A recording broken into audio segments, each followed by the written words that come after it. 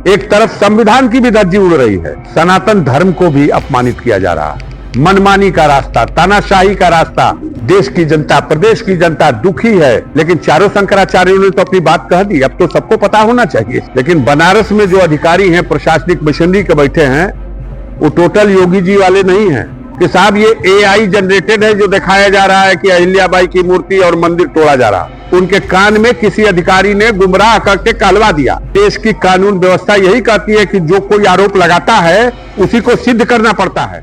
Emotional अगर CM योगी होते तो डबल टेंशन नहीं होती। कान में अगर फुसर फुसर वाली आवाज पर ध्यान नहीं देते तो अभी जिस दौर से सीएम योगी की राजनीति गुजर रही है उस दौर में आई डबल टेंशन से दो चार नहीं होते। दो संवेदनशील मुद्दों को टैकल करने में फेल होने के लिए सीधे तौर पर जिम्मेदार नहीं होते और डबल टेंशन से बहुत दूर होते। दोस्तों, खजूर और आम के पेड़ में पता है एक बेसिक अंतर क्या होता है? खजूर का पेड़ ऊंचा और सीधा होने के बावजूद राहगीरों को छाया नहीं देता और फल भी बहुत ऊंचे लगते हैं, जबकि आम का पेड़ अपने फलों के भार से झुक जाता है और सबको छाया और फल देता है। ये बताने का मेरा मकसद ये है, सिर्फ बड़ा या ऊंचा होना व्यर्थ है। आप किसी के प्रिय तब हो सकते हैं जब आप संवेदनशील हो और किसी के प्रति विनम्र हो। मैं ये तो नहीं कह सकता कि मुख्यमंत्री योगी आदित्यनाथ संवेदनशील और विनम्र नहीं है। ये सर्टिफिकेट बांटने का अधिकार मेरे पास नहीं है, लेकिन उनके राज में उनके अधिकारियों ने जो किया वो तो संवेदनशीलता की कसौटी से कोसों दूर है। वो दूर कैसे है? अब इसके परिणाम बीजेपी को क्या भुगतने पड़ेंगे, इसका ऐलान सपा अध्यक्ष अखिलेश यादव से लेकर गाजीपुर से सपा सांसद अफजाल अंसारी ने तरीके से कर दिया। सपा सांसद अफजाल अंसारी ने योगी के कान में फुसर फुसर वाली बात की व्याख्या अपने तरीके से कर दी। नमस्कार दोस्तों, मैं हूं प्रवीण सानी। दोस्तों, एक सप्ताह के अंदर यूपी में दो घटनाएं ऐसी हुई जिसने हर संवेदनशील इंसान को हिलाकर रख दिया। पहली घटना नोएडा इंजीनियर युवराज की मौत का मामला। दूसरी घटना प्रयागराज में संगम घाट पर शंकराचार्य और उनके शिष्यों पर लाठीचार्ज। दोस्तों, नोएडा में इंजीनियर युवराज की जिस तरह से मौत हुई वो हिलाकर रख देने वाली है। 2 घंटे तक वो अपनी जान की गुहार लगाता रहा। प्रशासन का सारा अमला वहां मौजूद था, फिर भी उसकी जान नहीं बच पाई। सिस्टम का हर तंत्र उसकी मौत का जिम्मेदार है। लेकिन जब सिस्टम पर सवाल उठाए जा रहे थे तो उसी दौरान खबर फैलाई गई वो गुरुग्राम के एक बार में ड्रिंक करने के बाद अपनी कार ड्राइव कर रहा था। बकायदा उस बार से सीसीटीवी वीडियो को सोशल मीडिया पर फैलाया गया। बताइए, क्या एक सामान्य व्यक्ति को बियर बार से सीसीटीवी फुटेज मिल सकती है? जाहिर सी बात है, सिस्टमैटिक तरीके से उस वीडियो को वायरल किया गया। इससे घटिया बात क्या हो सकती है? बताइए, गुरुग्राम से गाड़ी चलाकर उस नाले तक वो पहुंचा, उसके साथ तब कुछ नहीं हुआ। जैसे ही नाले के पास आया उस पर ड्रिंक हावी हो गई। मतलब संवेदनशीलता भूलकर जो इस दुनिया में नहीं रहा उसी को कसूरवार ठहराया जाने लगा, जबकि वो 2 घंटे तक अपनी जान की गुहार लगाता रहा कि मुझे बचा लीजिए। नशे में होता, बेसुध होता तो क्या वो 2 घंटे तक अपनी जान बचाने के लिए आवाजें लगाता रहता, अपने पिता को फोन कर पाता? इस केस में नोएडा अथॉरिटी के CEO पर कार्रवाई हुई, उस बिल्डर पर कार्रवाई हुई, लेकिन आपदा प्रबंधन और रेस्क्यू ऑपरेशन की जिम्मेदारी जिले के DM के पास है। DM मेधा रूपम पर कोई सीधे और सख्त कार्रवाई नहीं हुई, जबकि जिम्मेदारी उनकी बनती है। 4 दिन बाद मैडम पहुंची थी देखने घटनास्थल को, जहां शीशा उतारने में भी उन्हें शर्म आ रही थी। मेघा रूपम संवैधानिक पद पर बैठे मुख्य चुनाव आयुक्त ज्ञानेश कुमार की बेटी है। तो ये संवेदनशीलता है। उसका एक वीडियो वायरल किया है जिसमें दिखाया जा रहा है कि वो पार्टी करके निकला था, शराब के नशे में था। सवाल ये नहीं है कि वो पार्टी कर करके आया था या किस जगह पर घटना हुई है। घटना होने के बाद सरकार और तमाम सरकार के जो विभाग है वो आखिरकार उसकी जान क्यों नहीं बचा पाए। और उस समय जब अधिकारी और तमाम लोग पहुंच गए थे, सुनने में आ रहा है कि ठंडा पानी होने के कारण कोई आगे नहीं बढ़ा, जान बचाने के लिए कोई आगे आया भी नहीं। खींच रहे ना विवेक भाई, अगर इसी वजह से जान गई है तो सरकार की लापरवाही की वजह से उस इंजीनियर की जान गई है। क्या उस युवक की छवि धूमिल करने के लिए इस तरीके का वीडियो वायरल, क्योंकि जो वीडियो वायरल उसमें जय हिंद करके एक व्यक्ति सामने संबोधन कर रहा है? सच्चाई तो ये कि आप लोगों को वीडियो चलाना नहीं चाहिए। जिस व्यक्ति की जान चली गई है, ऐसी घटना दोबारा ना हो और घटना हो ना ऐसी जगह पर, उसके लिए सरकार क्या कर रही है? सर, सीजेएम को जिस तरह से ट्रांसफर किया गया संभल में विभांशु सुधीर को, उसके बाद कल देखा वकीलों ने काफी रोष जाहिर किया और अपना विरोध जताया कि इस तरह से उनको ट्रांसफर कर देना गलत है।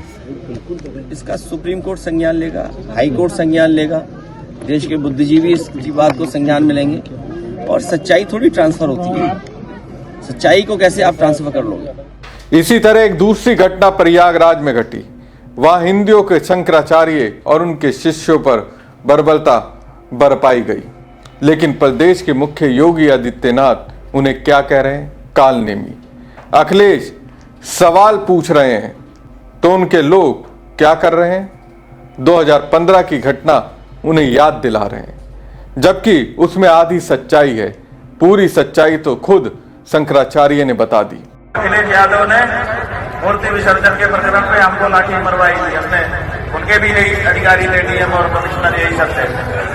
और अभी पता चला है कि जो कल मारने वाला था उसमें से एक वहां बनारस में उस दिन भी था जिसने उस दिन भी लाठी मारी थी। इसका मतलब है कि वो निजी खुन्नस रखता है, उसका भी नाम सार्वजनिक करने की जरूरत पड़ी।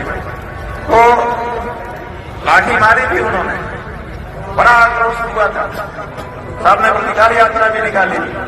लेकिन जब उन्होंने प्रयाग हरिद्वार में आकर के कैमरा के सामने साष्टांग प्रणाम करके कहा, इमाम शरणागतम, मेरे अधिकारियों से महाराज जी गलती हो गई, मैं मानता हूं, क्षमा याचना करने के लिए आया हूं, तो हमने क्या किया?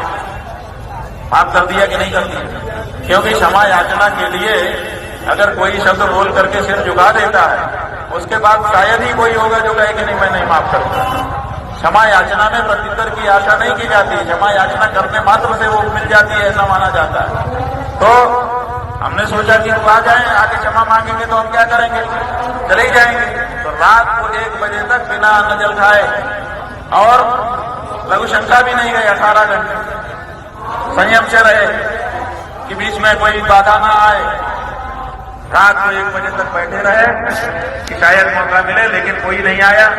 तो फिर हमको उठ करके फिर जल ग्रहण करना पड़ा। फिर दूसरे दिन जब समय आया तब हमने भगवान का। तो शंकराचार्य क्या कह रहे हैं? अखिलेश यादव की सरकार के दौरान 2015 पर हम पर लाठियां चली थी, उनके भी यही अधिकारी थे। लेकिन फिर जब अखिलेश यादव ने हरिद्वार के कुंभ में आकर माफी मांगी थी तो हमने माफ कर दिया। लेकिन सीएम योगी क्या कर रहे हैं? खजूर की तरह तने हुए हैं। अधिकारियों पर एक्शन लेने की बजाय शंकराचार्य को ही कालनेमी करार दे रहे हैं। अब दोस्तों, सपा सांसद अफजाल अंसारी के मुताबिक योगी दोस्तों फुसर फुसर के शिकार हैं। कैसे? अफजाल अंसारी ने जो कहा उसे ध्यान से सुनिएगा, क्योंकि उन्होंने बड़ी ही गहरी बात कही है और इसी के आधार पर समझ जाएंगे योगी और अखिलेश में कौन आम और खजूर का पेड़ है। कि धज्जी उड़ाई जाएगी। एक तरफ संविधान की भी धज्जी उड़ रही है और दूसरी तरफ सनातन धर्म को भी अपमानित किया जा रहा है। इस बीचे में नया रास्ता कौन बनाया जा रहा? मनमानी का रास्ता, तानाशाही का रास्ता, सत्ता की ताकत के अहंकार का रास्ता। जनता में बड़ा आक्रोश है। देश की जनता, प्रदेश की जनता दुखी है। चारों शंकराचार्यों के वक्तव्य आ गए, चारों ने घोर निंदा की है और अभी तक ये तानाशाही विचार रखने वाले जो अधिकारी हैं वहां, इनको माफी मांगनी चाहिए थी जाकर के। मैं विश्वास के साथ कह सकता हूं, मैं अभी मुक्तेश्वरानंद से इससे पहले भी कई बार मिल चुका हूं। मुजफ्फरनगर में जब दंगा हुआ था तब भी हम उनके पास गए थे। हम कहा हम राजनीतिक लोग हैं, हमारे वक्तव्य हो सकता है राजनीति की रोटी सेकने वाले हो। आप जैसे धर्म गुरुओं का आह्वान करते हैं कि आप चलिए मुजफ्फरनगर में और नफरत के दंगे की आपको बुझाइए। उन्होंने कहा अफजाल इस समय हज का पर्व खत्म हुआ है, लोग आ रहे होंगे तो वहां से पवित्र जल जमजम ले आ रहे होंगे। तुम जमजम लाओ, मैं गंगा मैया का पवित्र जल, दोनों को एक परात में मिला देते हैं और ये दोनों पवित्र जल मिल जाए तो उस आग पर छिड़क जो नफरत की आग है वो आग बुझ जाएगी। तो इतना ऊंचा विचार रखने वाले उस संत महात्मा को अपमानित किया जा रहा है। अभी सर्टिफिकेट मांगा जा रहा है कि आप सिद्ध करिए कि आप शंकराचार्य हैं कि नहीं। वो आपका कर्मचारी हैं कि आप उसको कारण बताओ नोटिस दे रहे हैं 24 घंटे के अंदर हमको जवाब दीजिए।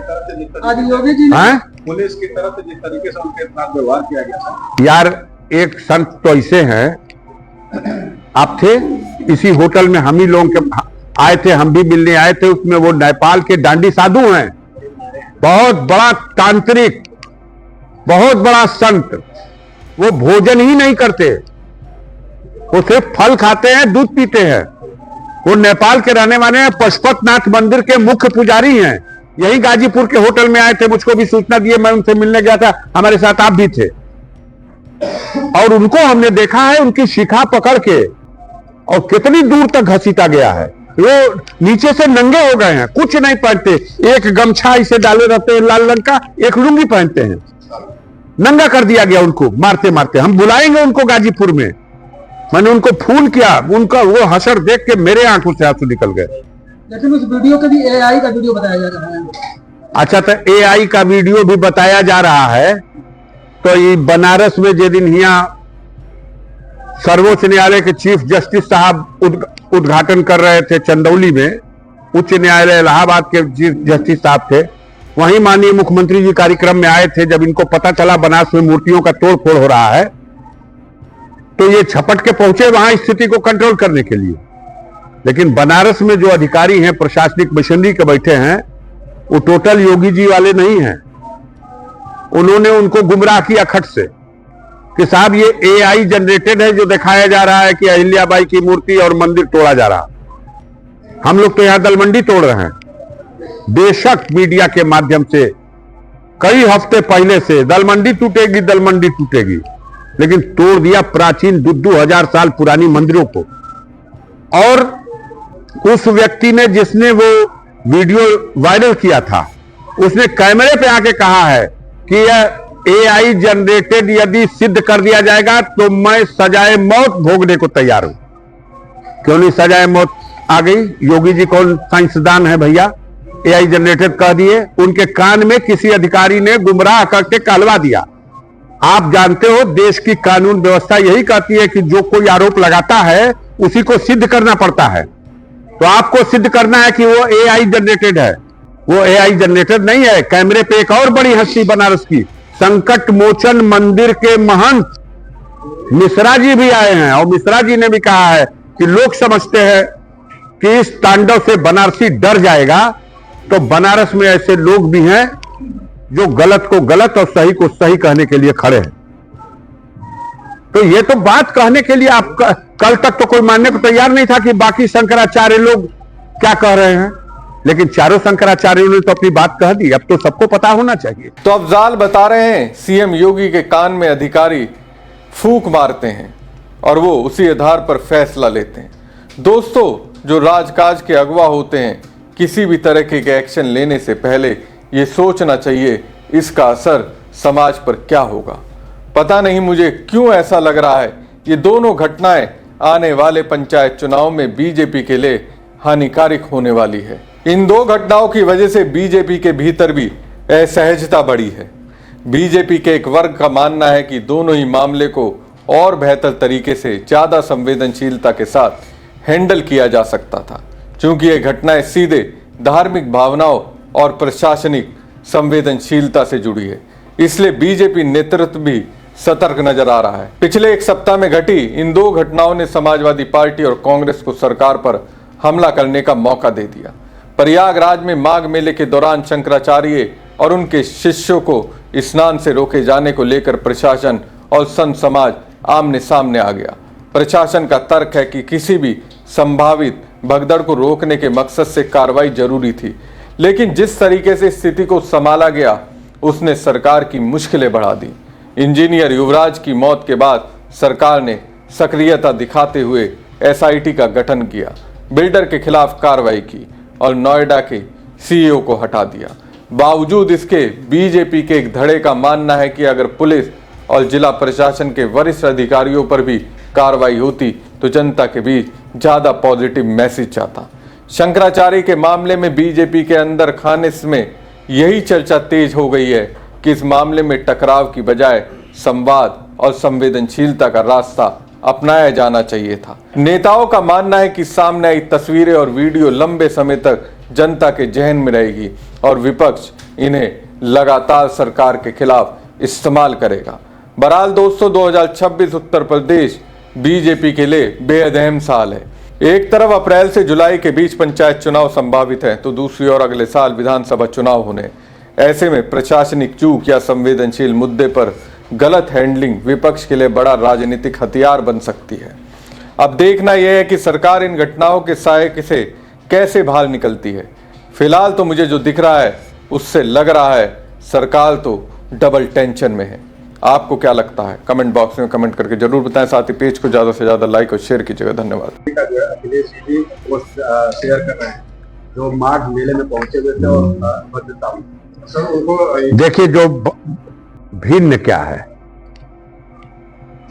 है, अखिलेश जी में भी माघ मेले में, शंकराचार्य जी भी माघ मेले में, योगी आदित्यनाथ भी माघ मेले में, सतुआ बाबा भी माघ मेले में। भिन्नता क्या है? अखिलेश यादव की सत्ता व्यवस्था थी उत्तर प्रदेश में और यही अभी मुक्तेश्वर आनंद जी अभी कार्यवाहक, अभी वो जीवित थे शंकराचार्य, तो उस समय ये कार्यवाहक शंकराचार्य की हैसियत से व्यवस्था का संचालन कर रहे थे। बनारस में एक मुद्दे को लेकर के प्रशासनिक मशीनरी ने इनके साथ बड़ा दुर्व्यवहार किया था। छोटे छोटे बटुकों को जो पाठोट करते हैं धार्मिक ग्रंथों का, और इनके साथ जो साधु सन्यासी थे सबको लाठी चार्ज करके वहीं महामना की मूर्ति के नीचे, वहीं काशी में इनके साथ मारपीट की गई, इनके लोगों के साथ मारपीट की गई। वो सवाल प्रेस वालों ने पूछा है। माननीय अखिलेश यादव ने हम लोगों से भी मीटिंग में स्वीकार किया है कि हमारे शासन व्यवस्था के अंतर्गत उनके साथ प्रशासनिक मिशनरी के लोगों ने अभद्रता की। मैंने खुद उनसे मिल करके माफी मांगी और आज खुद स्वामी अभिमुक्तेश्वरानंद जी महाराज ने ये बात कही है कि माननीय अखिलेश यादव मेरे पास हरिद्वार में आए थे जब कुंभ लगा था तो, और हमसे माफी मांगे, हमारे गुरुदेव से माफी मांगे, हमने क्षमा कर दिया, क्योंकि वो तो संत हैं, वो किसी को श्राप देंगे नहीं। लेकिन सवाल ये है कि पाप करने वाले भी आज हद हो गई, ऐसा तो हमने देखा ही नहीं।